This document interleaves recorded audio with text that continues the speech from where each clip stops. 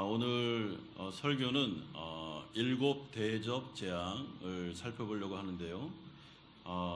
오늘 그 16장 전체를 다 살펴보기 때문에 좀 양이 많습니다. 요약적으로, 그리고 되게 중요하고 또 여러 가지 이슈가 되는 그런 내용들이 포함되어 있기 때문에 오늘 좀 잘 집중해서 들어주시면 좋을 것 같습니다.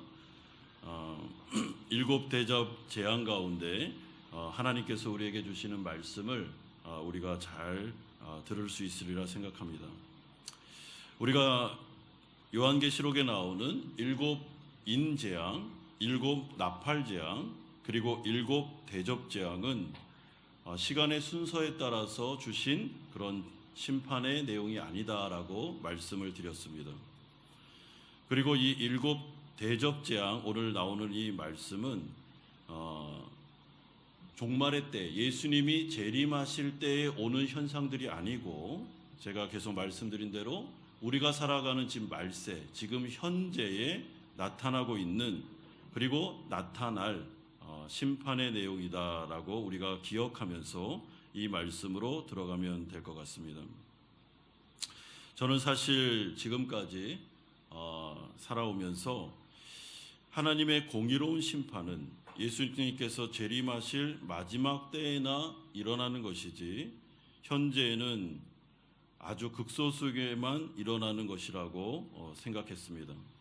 오히려 말세를 살아가는 성도들에게 더 많은 고통과 고난이 있기 때문에 예수를 믿는 것이 더 고달프고, 이 세상에서는 예수 믿지 않는 자들이 더 행복하게 사는 것이 아닐까라는 생각도 했습니다. 하지만 저는 오늘 본문을 보면서 완전히 생각이 바뀌었습니다. 일곱 나팔 재앙을 묵상하면서 하나님의 공의로운 심판은 예수님이 재림하신 이후에 마지막 심판 때만 나타나는 게 아니고, 지금 우리가 살아가는 이 말세, 예수님의 초림과 예수님의 재림 그 사이에서도 하나님의 공의로운 심판이 하나님을 대적했던 자들에게 나타날 것이다. 그리고 반드시 그들에게 임할 것이다 라는 것이 이 일곱 대접 재앙에 나와 있습니다. 그렇기 때문에 예수님을 믿는 것이 행복한 인생이지 예수님을 믿지 않는 것이 행복한 인생이 아닙니다. 그들은 이 세상에서도 하나님의 심판을 받습니다. 그리고 나중에 예수님이 재림하신 마지막 심판 때에서는 긍휼 없는 심판이 나타나게 될 것입니다. 그리고 하나님 나라 백성들은 이 세상을 살아가며 비록 고난이 있다 할지라도 이 세상에서부터 하나님의 은혜와 축복이 시작되고, 그리고 완성될 하나님의 나라에서는 이제 완벽한 은혜 안으로, 축복으로 들어가게 된다라는 점을 생각할 때 우리는 고난을 이겨낼 수 있는 것입니다. 그러므로 오늘 일곱 대접 재앙을 통해서 우리가 이 땅 가운데 일어나는 예수를 믿지 않는 자들과 순교자들을 핍박했던 권세자들, 나라들이 얼마나 하나님 앞에서 무서운 심판과 재앙을 받게 될 것인지를 생각할 때 여러분, 우리가 두렵고 떨림으로 구원을 이루어 나가야 될 줄로 믿습니다. 첫 번째로 우리가 살펴볼 주제는 의인의 부르짖음에 응답하시는 하나님의 모습이 1절에서 7절 그리고 17절에서 21절까지 나오고 있습니다. 오늘 저는 첫 번째로 첫째부터 셋째까지의 대접 심판과 일곱째 심판을 하나로 묶어서 설명하려고 합니다. 여러분, 이것은 분명한 성격을 가지고 있습니다. 그 해석의 힌트가 7절에 나오는데요. 제가 7절 한번 읽어드리겠습니다. 또 내가 들으니 제단이 말하기를 그러하다 주 하나님 곧 전능하신 이시여 심판하시는 것이 참되시고 의로우시도다 하더라. 여러분, 7절에서 좀 재밌는 표현이 나옵니다. 제단을 의인화시켜서 제단이 말하기를 이라고 말하고 있죠. 여러분, 그러나 제단은 결코 말을 할 수가 없습니다. 따라서 이것은 내포된 영적인 의미가 있는 것입니다. 요한계시록 6장 9절에서 10절을 좀 보고 싶은데 우리 PPT를 한번 띄워주십시오. 요한계시록 6장 9절에서 10절.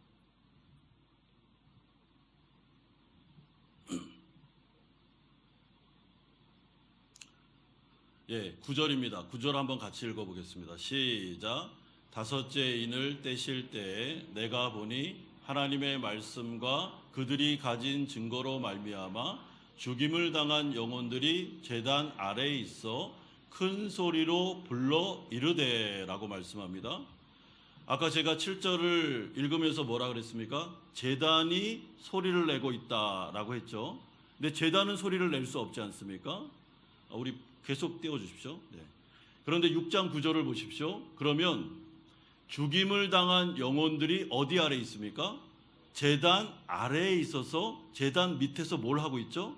큰 소리로 불러 이르되라고 기도하고 있습니다.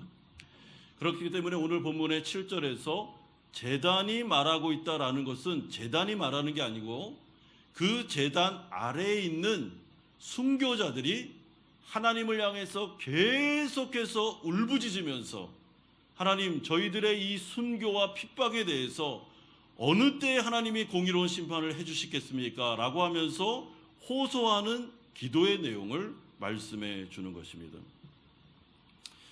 그러므로 요한계시록 6장 10절을 한번 같이 읽어보겠습니다. 시작. 큰 소리로 불러 이르되 거룩하고 참되신 대주제여 땅에 거하는 자들을 심판하여 우리 피를 갚아주지 아니하시기를 어느 때까지 하시려 하나이까. 이런 호소가 계속해서 제단 밑에서 나옵니다. 그때 하나님은 요한계시록 6장 11절을 통해서 그들에게 말씀하십니다. 우리 11절, 6장 11절 같이 읽겠습니다. 시작. 각각 그들에게 흰 두루마기를 주시며 이르되 아직 잠시 동안만 쉬되 그들의 동무 종들과 형제들도 자기처럼 죽임을 당하여 그 수가 차기까지 하라 하시더라. 거기에 대한 예수님의 하나님의 첫 번째 대답은 잠깐 기다리라는 것입니다. 아직 순교의 숫자가 차지 않았기 때문에 차면 그때 내가 이제 공의의 심판을 내릴 거니까 너희들은 기다리고 있으며 그 가운데 계속 기도해라라고 말씀해 주고 있습니다. 여러분, 이들은 자신의 원수를 갚아달라고 하나님께 부르짖고 있습니다. 호소하고 있습니다. 그리고 하나님께서 드디어 순교자들의 숫자가 하나님이 생각하시는 숫자가 찼을 때 하나님의 심판이 오늘 나오고 있습니다. 하나님께서는 이들 가운데 순교자들의 원수를 갚아주시는데 순교자들의 입을 통해서 오늘 본문에 하나님의 심판이 참되고 의로우며 합당하다라는 찬양의 고백이 흘러나옵니다. 그리고 5절에서 6절에 보시면 내가 들으니 물을 차지한 천사가 이르되 전에도 계셨고 지금도 계신 거룩하신 이여 이렇게 심판하시니 의로우시도다. 그들이 성도들과 선지자들의 피를 흘렸으므로 그들에게 피를 마시게 한 것이 합당하나이다. 선교자들의 피를 흘린 저 당사자들이 하나님의 공의로운 심판에 따라 똑같이 피를 흘리는 심판을 받는 것은 공의롭습니다. 합당합니다. 이건 의로운 것입니다. 라고 노래 부르고 있습니다. 그러므로 오늘 우리가 이 사실을 바라볼 때 여러분, 성도들과 교회를 핍박하는 그리고 순교자까지 나오도록 아주 악한 짓을 저지르는 권세자들과 나라들은요, 마지막 예수님이 임할 때 그때 최종적인 심판을 받게 되겠지만은 우리가 살아가는 이 세상 가운데서도 반드시 심판을 받습니다. 하나님이 가만히 있지 않습니다. 원수를 갚아주겠다고 말씀합니다. 그런데 그 심판의 내용이 첫째부터 셋째 그리고 일곱째 대접 심판으로 나오는데 굉장히 무섭습니다. 여러분, 첫 번째 대접 재앙은 땅에 쏟아집니다. 이 땅이라는 것은 이 세상을 의미하는 것입니다. 666으로 대변되는 짐승의 표를 받은 자들, 우리가 이미 아는 것처럼 로마 시대 때 네로 황제나 적그리스도들, 그리고 우상 숭배자들에게 독한 종기가 남으로 말미암아 이들이 하나님 앞에서 순교자들을 박해하고 살해한 것에 대하여 엄청난 고통을 당하게 될 거라고 말씀합니다. 두 번째, 세 번째 대접 재앙은 바다, 강, 물 근원에 심판이 쏟아지게 되는데 여기서 바다 역시 이 세상을 말합니다. 세상에 있었던 악의 사람들, 하나님의 교회를, 성도를 핍박했던 자들에 대해서 하나님은 그 가운데 하나님의 심판을 쏟아부어줘 그들을 죽임으로 말미암아 피해 보복을 해주겠다라고 말씀하고 있습니다.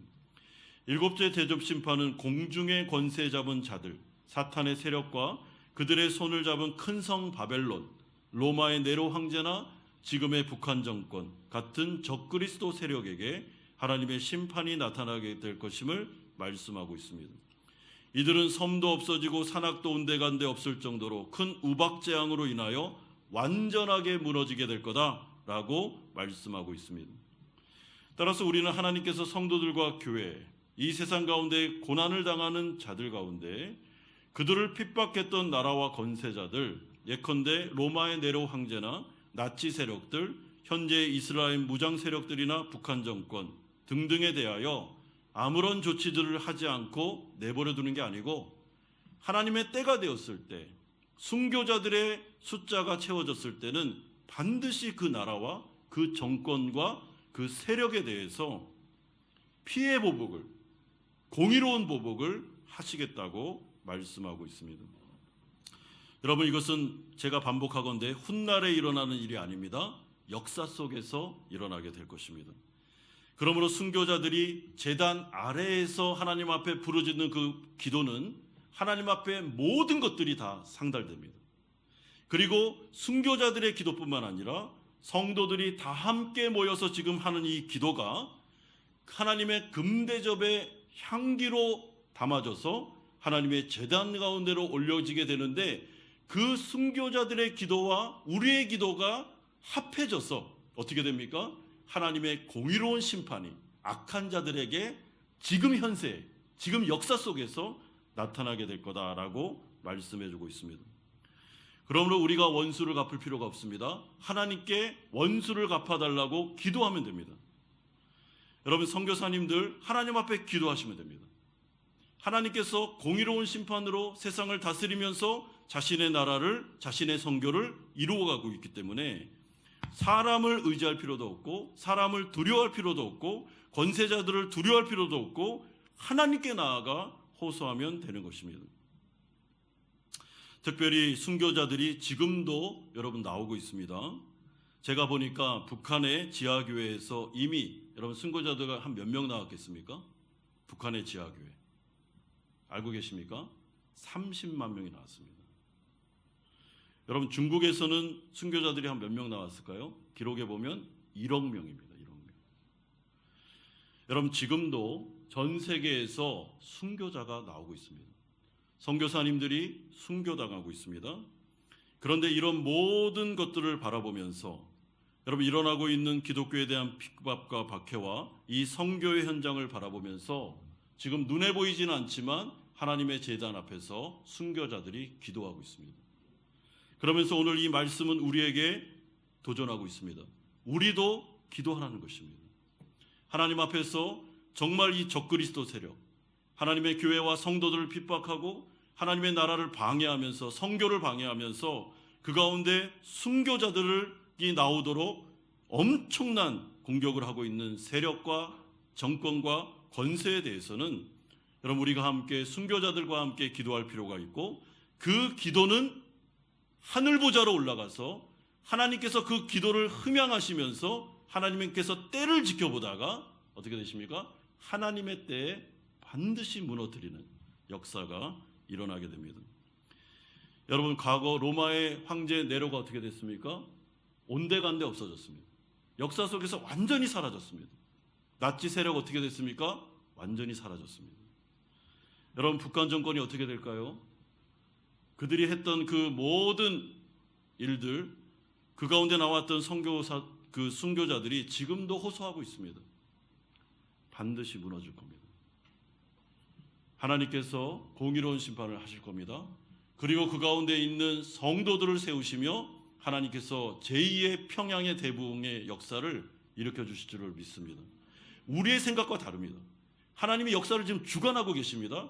지금 강력해 보이고 정말 어느 것도 무섭고 두려워하지 않는 그런 세력들에 대해서 하나님은 지켜보고 있습니다. 저울에 달아보고 있습니다. 하나님의 때가 되면 역사 속에 완전히 사라지게 되는 것이죠.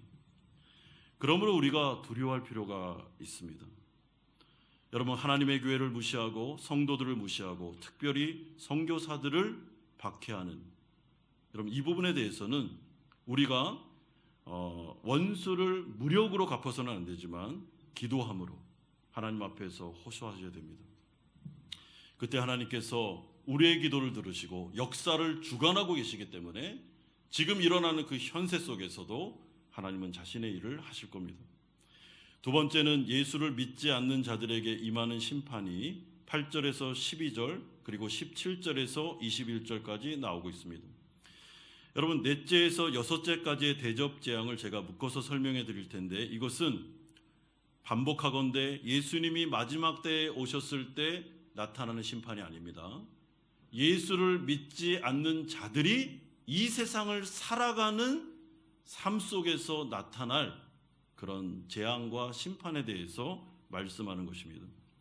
그러므로 9절에 하나님의 이름을 비방하며 또 회개하지 아니하고 주께 영광을 돌리지 아니하더라라는 설명과 11절에 하늘의 하나님을 비방하고 그들의 행위를 회개하지 아니하더라라는 설명, 그리고 21절에 하나님을 비방한다라는 설명에 여러분 주목하셔야 됩니다. 이들은 끝까지 복음을 거부하면서 하나님을 믿지 않았던 자들을 말합니다.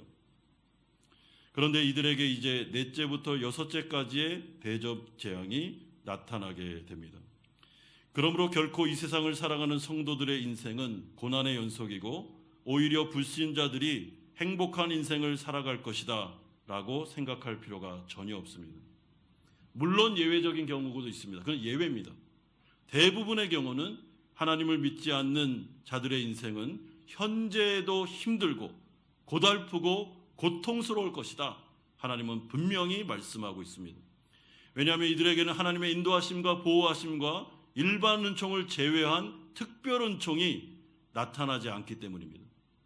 따라서 8절에서 9절에 기록된 넷째 대접 심판을 보십시오. 넷째 천사가 그 대접을 해 쏟음에 해가 권세를 받아 불로 사람들을 태우니 사람들이 크게 태움에 태워진지라. 여러분, 여기서 해에 쏟아졌다라고 하는데 저를 한번 보십시오. 여러분, 태양이라는 것을 생각할 때 오늘 본문의 그런 배경적인 설명을 보면 여러분, 이 태양은 광야를 걷고 있는 인생을 비추는 태양으로 보시면 됩니다. 그런데 광야를 걷고 있는 인생들, 이 세상이 광야지 않습니까? 광야를 지금 예수를 믿는 자나 예수를 믿지 않는 자들이 다 같이 광야 인생을 살아가고 있습니다. 그런데 넷째 대접 심판이 일어나게 되면 태양이 계속해서 뜨거워지면서 그 광야 가운데 구름 기둥으로 보호를 받지 않는 자들에게는 엄청난 태양의 열이 임함으로 말미암아 그들이 타 죽거나 아니면 고통을 당하게 될 거다라고 말씀해 주고 있습니다. 이스라엘 백성들이 출애굽한 다음에 광야를 걸을 때 그들이 타 죽지 않고 가라지 않고 거기서 살아갈 수 있었던 이유는 하나님의 특별한 은총이 그들에게 있었기 때문입니다. 여러분, 낮에는 뭐가 있었습니까? 이스라엘 백성들에게 구름 기둥이 있어서 태양을 가려줬습니다. 밤에는 뭐가 있었죠? 불 기둥이 있어서 그들의 앞을 비춰줄 뿐만 아니라 그들을 따뜻하게 데펴줬습니다. 하늘에서는 만나와 메추라기가 내렸고 반석에서는 물이 터졌습니다. 다 특별 은총입니다.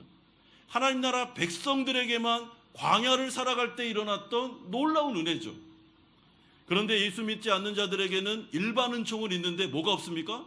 이런 특별 은총이 전혀 없습니다.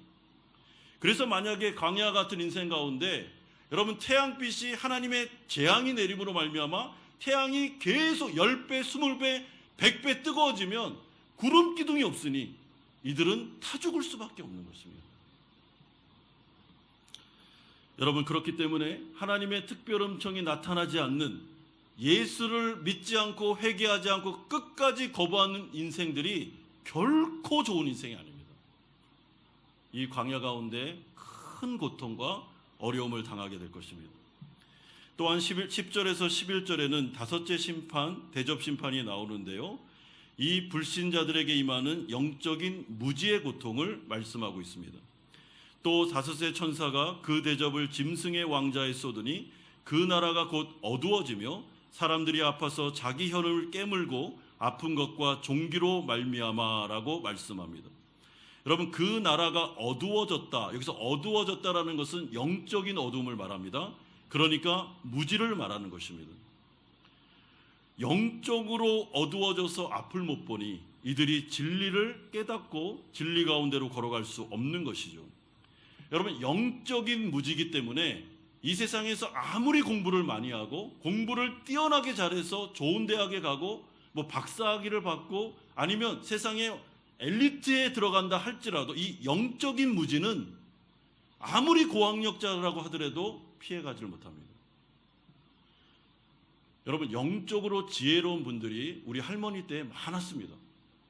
글자도 모르고 학교도 가본 적이 한 번도 없는데 얼마나 영적으로 뛰어나신지 성경을 그냥 읽지 않아도 다 압니다. 왜냐하면 영의 문제이기 때문에 그런 것입니다. 그러므로 이런 상태에 있는 자들은 사이비 이단에 빠지거나 특정 이데올로기를 신격화시켜 맹신하는 상태, 편견과 선입견에 빠져서 말이 통하지 않는 완전히 어떤 무지의 상태에 들어간 것을 말합니다. 그런데 이러한 무지 가운데 빠진 자들은 이것 자체가 영적인 문제이기 때문에 여러분, 이들은 큰 고통을 당할 거다라고 말씀해 주고 있습니다. 그래서 사이비 이단이나 말도 되지 않는 정치적인 집회에 참석하는 자들을 잘 보시면 굉장히 고학력자들이 많습니다. 여러분, 이단이나 사이비가 자신들을 선전할 때 어떻게 합니까? S대 사람들을 자꾸 앞세웁니다. 이렇게 지식이 많은 사람도 우리 쪽에 가입했다라고 하면서 자신들을 홍보하는 거죠. 현혹될 필요가 전혀 없습니다. 영적인 문제이기 때문에 세상적인 지식과는 무관한 것입니다. 절대로 현혹될 필요가 없습니다. 그런데 이들에게 쏟아지는 고통은 혀를 깨물 정도의 굉장히 아픈 고통이 오게 될 거다. 살을 에이는 고통이 나타나게 될 거다라고 말합니다. 여러분, 이게 무엇입니까? 영적으로 무지하고 진리를 모르고 그리고 맹신하는, 비진리를 맹신하러 가는 그런 집단과 거기에 가입된 사람들은 반드시 가정이 패가망신하며 아주 자기 자신뿐만 아니라 가족들의 마음을, 혀를 깨물 정도의 아픔을 주면서 가정 전체가 무너지는 그런 아픔들이 나타나게 될 것을 말씀해 주고 있습니다. 여러분, 저는 예전에 신천지에 들어간 가족으로 인해 가족 전체가 정신적인 고통을 당하는 장면을 뉴스에서 본 적이 있습니다. 자기 딸이 신천지에 갔습니다. 거기에 엄마 아빠가 찾아가서 막 눈물을 흘리면서 막 발악을 하면서 제발 내 딸아 거기서 좀 나와라 라고 해도 안 나옵니다.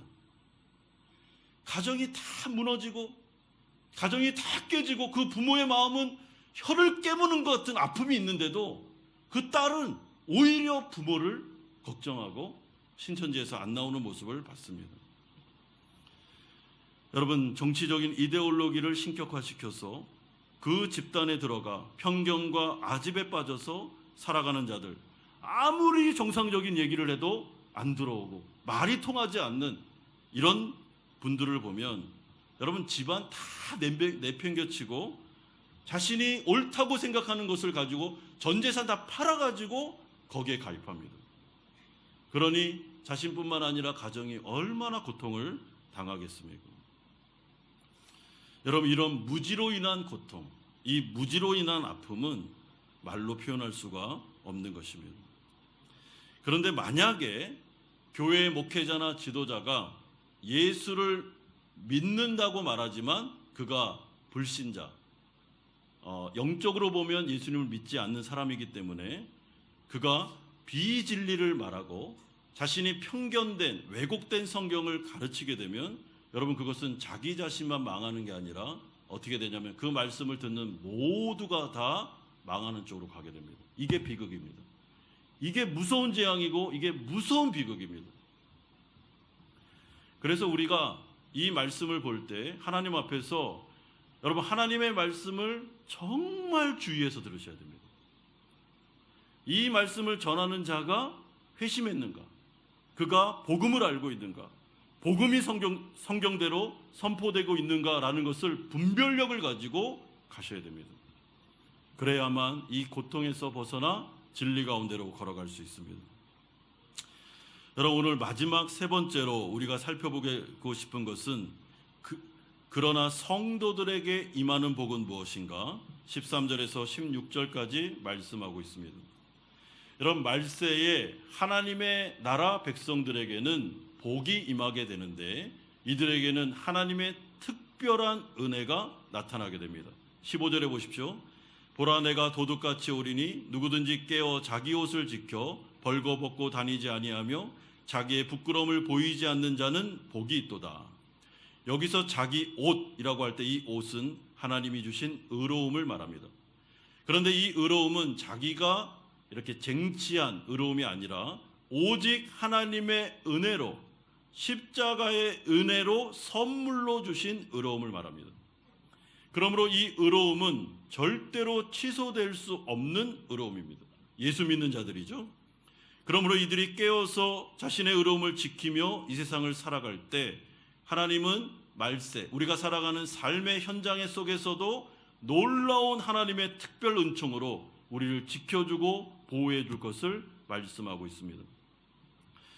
여러분, 오늘 본문에 두 가지로 약속이 나오는데 첫째는 8절에 넷째 대접 재앙에서 나타냈던 사람을 태울 정도의 태양을 하나님께서 막아주시는 은혜입니다. 요한계시록 7장 16절을 한번 보고 싶습니다. 요한복음 7장 16절 한번 띄워주십시오. 예, 같이 한번 읽어보겠습니다. 시작. 그들이 다시는 줄이지도 아니하며 목마르지도 아니하고 해나 아무 뜨거운 기운에 상하지도 아니하리라. 여러분, 여기서 그들이 누굽니까? 예수님을 믿은 성도들을 말합니다. 그들에게는 아무리 해가 100배 뜨거워져도 조금도 상하지 않는 기적이 나타나게 될 거다라고 말씀하는데, 여러분, 출애굽기의 언어로 보면 왜 그렇죠? 우리 위에 뭐가 있습니까? 구름 기둥이 있기 때문에.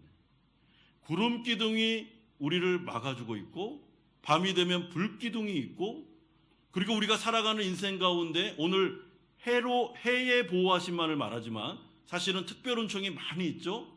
때에 따라 만나와 메추라기를 주시고, 반석을 치면 물이 솟아나고, 성령의 역사가 나타나고, 믿지 않는 자들과는 다르게 하나님이 우리를 지키고 보호하는데 때에 따라 돕는 은혜와 기적들이 계속해서 나타나게 될 거다라고 약속해주고 있습니다.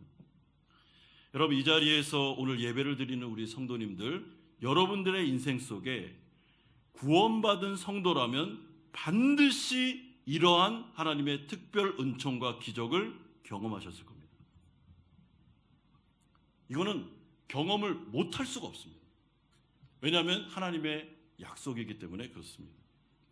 정말 너무나도 어려운데 믿지 않는 자들과 인생을 살아가며 사업하고 직장을 다니고 공부하고 하다 보니 경쟁 가운데 너무나도 어려운 순간에 하나님을 향하여 기도하고 주님을 바라봤을 때 하나님께서 나에게 주신 특별한 은총, 만나와 메추라기, 살아가게 하는 역사가 성도들과 교회에는 있다는 것입니다. 여러분, 한마음교회가 창립된 지 10주년이 되었습니다. 10년의 기간, 첫 해부터 마지막 10년까지 이 전체의 모습을 다 보신 성도님들이 여기 계십니다. 여러분들이 이 10년의 한마음교회의 세월을 보면서 고백할 수 있는 게 무엇입니까? 하나님이 우리를 지켰고 보호하셨고 우리에게 기적을 행하셨도다. 여러분, 이거는 그렇기 때문에 교회에 소속돼서, 신실하게 교회에 소속돼서 하나님을 중심으로 성도들이 함께 모여서 눈물을 흘리고 땀을 흘리고 기도하고 이 교회를 지켜내기 위해서 몸부림쳤던 전우들, 그 하나님의 군사들은 이 체험을 안 할 수가 없습니다. 여러분, 교회를 등한히 여기고 교회에 소속되지도 않고 나 혼자 신앙생활 하겠다. 물론 혼자 겪는 하나님이 주시는 은혜가 있습니다. 그러나 교회 공동체 전체에 주시는 하나님의 특별한 은혜는 경험 못합니다. 그게 바로 교회를 사랑하고 교회에 신실하게 속해서 고난과 어려움 속에서 함께 눈물을 흘리면서 함께 부여잡고 하나님 앞에 나아갔던 성도들만 누릴 수 있는 하나님의 놀라운 기적과 은혜입니다. 여러분, 하나님의 구름 기둥이 우리에게 있습니다. 믿으시죠? 하나님의 불 기둥이 우리에게 있습니다. 여러분, 이것은 일반 은총과 다른 것입니다. 하나님은 만나와 메추라기로 우리를 먹이실 것입니다. 그러므로 두려워할 필요가 없습니다. 오늘 본문에 보면은 두 번째 축복이 나오는데 여섯째 대접 심판을 통해서 나타나고 있습니다. 여러분, 13절에서 16절까지를 보시면 용과 짐승과 거짓 선지자로 대변되는 귀신의 영이 동방의 나라들을 모아서 이스라엘을 공격하는 아마겟돈 전쟁의 장면이 나오고 있습니다. 그런데 세대주의자들은 이것을 잘못 해석합니다. 그래서 유브라데강이 어디냐면 이렇게 팔레스타인이 있으면 그 위쪽에 유브라데강이 있습니다. 그런데 동방에 있는 이방 세력이 이스라엘을 쳐들어오려면 반드시 유브라데강을 넘어야 됩니다. 그리고 그 가운데 이들이 이렇게 집결하는 장소가 무깃도입니다. 무깃도. 이 아마겟돈은 무깃도의 산이라는 뜻입니다. 그러므로 이 무깃도에 모여서 이스라엘을 공격했던 것입니다. 그러므로 세대주의자들은 오늘 이 본문을 어떻게 해석하느냐면 지금 실제하고 있는 이스라엘을 중동 세력이 연합해서 공격하고 있는데 그러므로 적그리스도 세력을 중동 세력으로 보는데 잘못된 해석입니다. 여러분, 세대주의, 요한계시록의 세대주의 해석은 받아들이시면 안 됩니다. 이거는 그런 뜻이 아닙니다. 때로는 세대주의자들은 북한 세력을 어떻게 해요? 이 무기토 전쟁의 동방 세력으로 보는데 그것도 아닙니다. 이거는 영적으로 보셔야 되는 것입니다. 이것을 어떻게 보셔야 되냐면 여러분, 무기토라는 곳으로 이제 교회, 이 예루살렘 이스라엘을 교회로 상징하고 있고 교회와 성도들을 공격하기 위해서 사탄을 따르고 있는 적그리스도 세력들 그리고 악한 세력들이 무기토에 모여서 이제 그리스도 교회를 총공격하게 되는데 오늘 보시면은 용과 짐승과 그리고 거짓 선지자들의 입이라고 그러잖아요. 입. 이건 말을 말합니다. 그러니까 말로 공격을 하는 것입니다. 교회를 분열시키고 이간질시키고 말을 가지고 참수하고 하면서 교회를 완전히 무력화시키려는 이 세력들, 이 전쟁, 아마겟돈 전쟁이 일어나게 될 것이지만 거기에서 하나님은 또 다른 기적을 베푸실 거다라고 말씀합니다. 여러분, 실제로 역사적으로 보면 이스라엘을 쳐들어왔던 동방 세력들, 이방 세력들이 연합전선을 펼쳐서 무기토에 집결하고 이스라엘을 쳐들어오는 그 상황 속에 실제로 일어났던 일입니다. 무기토에서 아무런 이유 없이 이 동방의 적들이 무너지는 역사가 일어납니다. 왜 이들이 연합을 했는데 이스라엘을 쳐들어오지도 못하고 무너졌는지 아무도 모릅니다. 누가 하셨죠? 하나님이 하신 것입니다. 그렇기 때문에 아마겟돈은 무기토의 산, 그들의 시체가 쌓이고 쌓여서 산을 이룬 공간을 말합니다. 그러므로 하나님께서 말세를 살아가는 우리에게 하나님의 특별한 은총을 주시는데 무엇입니까? 교회와 성도들에게는 하나님께서 반드시 아마겟돈, 무기토의 산에 일어났던 적들을 막아주시고 물리쳐 주시는, 사탄의 공격을 막아주시고 보호해 주시는 하나님께서 직접 싸우시는 역사가 나타나게 될 거다라고 말씀해 주고 있습니다. 여러분, 하나님은 교회를 향하여 자신이 싸우십니다. 우리 선교사님들 파송받아 하나님의 나라를 위해서 지금 열심히 선교하고 계신데요. 여러분들이 하나님 앞에서 전진할 때, 앞으로 나갈 때 그 앞에 누가 계십니까? 하나님이 계십니다. 우리는 그 뒤에서 하나님을 따라갈 뿐입니다. 여러분, 예를 들어 한마음교회 가운데 이 앞에 대장 되시는 누가 계십니까? 하나님이 계십니다. 우리는 그분을 지금 따라갈 뿐입니다. 그분이 싸우십니다. 그분이 역사하십니다. 그래서 말도 되지도 않는 승리가 기적적으로 우리 가운데 주어지는 것입니다. 우리가 싸워서 이기면 우리가 영광을 받을 텐데 우리가 싸우지도 않았는데 이기는 역사가 나타난다니까요. 이게 기적이고 이게 엄청난 일입니다. 이스라엘 백성들이 출애굽한 다음에 가나안에 들어갔을 때, 여리고가 무너질 때 이스라엘은 전쟁을 하지 않았습니다. 그냥 7번 반 돌았을 뿐입니다. 그때 하나님께서 임재하심으로, 하나님께서 여리고와 싸우심으로 말미암아 여리고는 기적적으로 무너졌습니다.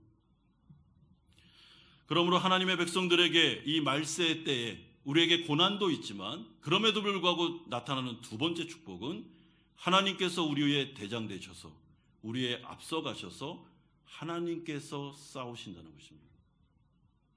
그러므로 우리는 어떻게 하면 됩니까? 대장 되신 그리스도를 믿고 기도함으로 우리의 모든 것들을 그분에게 맡기고 어떻게 해요? 우리는 그분을 따라가면 전리품을 줍는 역사가 나타나게 될 줄로 믿습니다. 사랑하는 성도 여러분, 여러분들이 지금 기도하는 제목들이 있으시죠? 그 기도 제목을 하나님이 듣고 있습니다. 그리고 그 기도 제목 가운데 그 싸움을 누가 싸우고 있다고요? 하나님이 싸우고 계십니다. 우리가 지금 연약한 성도들을 위해서 중보해야 되는 이유가 바로 거기에 있습니다. 우리는 그 현장 가운데로 갈 수가 없습니다. 그들의 사업장과 직장과 그들의 어려움 가운데, 몸이 아픈 가운데, 마음이 아픈 문제 가운데 우리는 들어갈 수가 없습니다. 그들의 가정 안에 있는 자녀들의 문제 가운데 우리는 들어갈 수 없습니다. 그러나 우리가 이 가운데서 중보하며 기도할 때 하나님께서 그곳에 가십니다. 하나님께서 거기서 역사하십니다. 거기에서 기적의 역사를 베풀어 주시고 악한 세력을 막아주면서 승리할 수 있도록 하나님께서 싸우십니다. 이것을 믿기 때문에 우리가 하나님 앞에 나아가 기도하는 것입니다. 사랑하는 성도 여러분, 아마겟돈, 무깃도의 산, 우리에게 주어진 하나님의 약속입니다. 그러므로 두려워하지 마십시오. 우리는 하나님 앞에 구원받은 거룩한 성도입니다. 우리에게는 일반 은총만 있는 게 아니라 특별 은총이 있습니다. 하나님은 구름 기둥으로 우리를 막아주고 계십니다. 머리털 하나 손상되지 않을 겁니다. 하나님은 불 기둥으로 우리를 보호하고 계십니다. 때에 따라 만나와 메추라기를 주십니다. 뿐만 아닙니다. 하나님은 앞서가셔서 우리 앞에서 우리의 대적들과 싸우고 계십니다. 그러므로 주님은 우리에게 계속해서 말씀하시기를 아무것도 염려하지 말고 두려워하지 말고 하나님을 믿고 따라오라고 내가 은혜를 주겠다고 약속하고 계십니다. 사랑하는 성도 여러분, 예수 믿지 않는 것이 복이 아닙니다. 예수 믿지 않고 이 세상에서 잘 살아가는 것 절대 복이 아닙니다. 그들은 여기에서도 고통을 당하게 될 것입니다. 그러나 하나님 나라 백성들은 비록 고난이 있을지라도 이 세상 가운데서도 하나님의 보호하심과 인도하심과 하나님의 특별한 은총을 받을 뿐만 아니라 완성될 하나님의 나라에서는 이제는 아무런 고통과 눈물도 없는 완벽한 하나님의 복으로 들어가게 될 줄로 믿습니다. 그러므로 이 하나님을 믿고 여러분 기도에 힘쓰십시오. 두려워하지 마십시오. 그 문제를 두고 기도하면 하나님께서 일하십니다. 그리고 하나님께서 기적의 역사를 베풀어 주실 줄로 믿습니다. 이런 축복이 우리에게 있음을 믿고 하나님 앞에서 감사하는 성도님들 되시기를 주 예수 그리스도의 이름으로 축원드립니다.